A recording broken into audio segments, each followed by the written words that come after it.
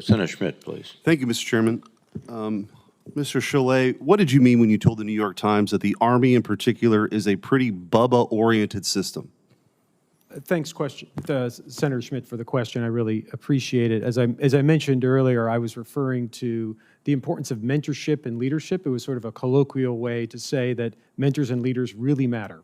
Well, you could have said that, but you didn't. The Merriam-Webster defines it as very simply as redneck and offers that the term is, quote, informal and often disparaging.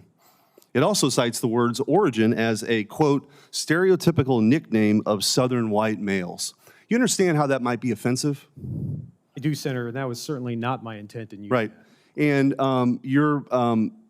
you're asking to be promoted to the number 3 position at the Department of Defense. There are recruitment challenges.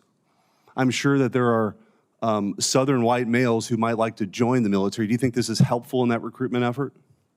Senator, I think the most important thing we can do to have good recruitment is ensuring that we have good, strong leadership, which was the point I was trying to make. Right. Do you think, lobbing a slur their way is helpful with that? As I said, Senator, that was certainly not my intent. Okay. In your book, The Middle Way, you said that, you noted that systemic racism has been a problem in this mostly white and male establishment for a long time, referring to the foreign policy establishment. Do you believe that the State Department is systemically racist? Senator, I do not. Do you believe that the Department of Defense is systemically racist? Senator, I do not. Do you believe that our armed services are systemically racist? Absolutely not. Okay. I want to turn your attention to another topic. You're familiar with the department's Global Engagement Center? The Department of State's Global Engagement, yes, Right. I am. Yeah. And working with the Election Integrity Project? Only vaguely familiar with that, Senator. Okay. Well, it happens to be that in the Missouri versus Biden lawsuit that I happen to know something about as Missouri's Attorney General, the State Department was specifically part of this in their effort to censor Americans. And Judge Doherty, in his order, when he issued the injunction, noted that the Election Integrity Project, all 21 of the repeat spreaders of so-called disinformation were conservative or right-wing political, had conservative or right-wing political views and supported President Trump. Of those 21 included President Trump, Eric Trump, Breitbart News, and Sean Hannity.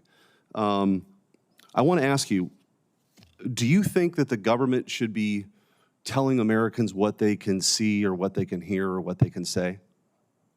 Senator, thanks for the question.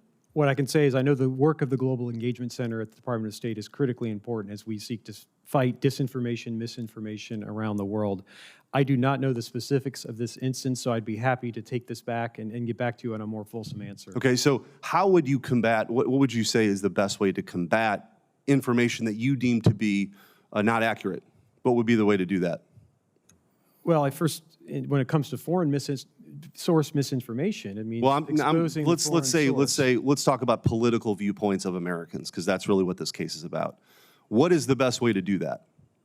Senator, again, I'm not familiar with this case specifically. No, I'm just asking your opinion. If there was an American, let's say the President of the United States, or a news outlet, or somebody, a resident of the state of Missouri had a viewpoint that you thought was inaccurate, what is the best way for you as a government actor to deal with that?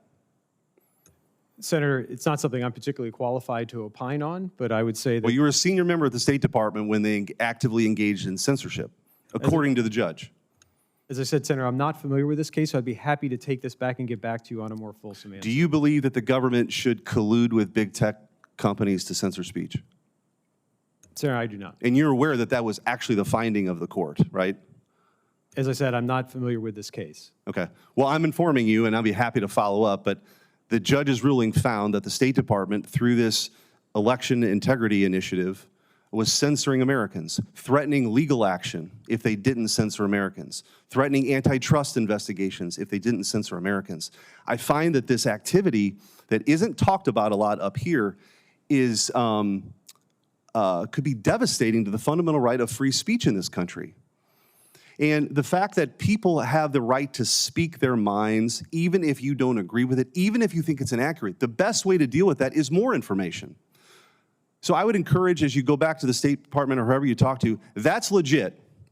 But working to censor America, the government has zero business telling Americans what they can say, what they can hear, what they can think. And they also can't outsource that censorship to big tech giants, which is exactly what happened here. And I'm troubled by the fact that you were center stage in this. Your comments that we talked about aside, the State Department was actively working with big tech giants to shut down American speech. And so, you know, your testimony here doesn't give me any greater comfort as you're seeking a promotion. With that, Mr. Chairman, I yield back.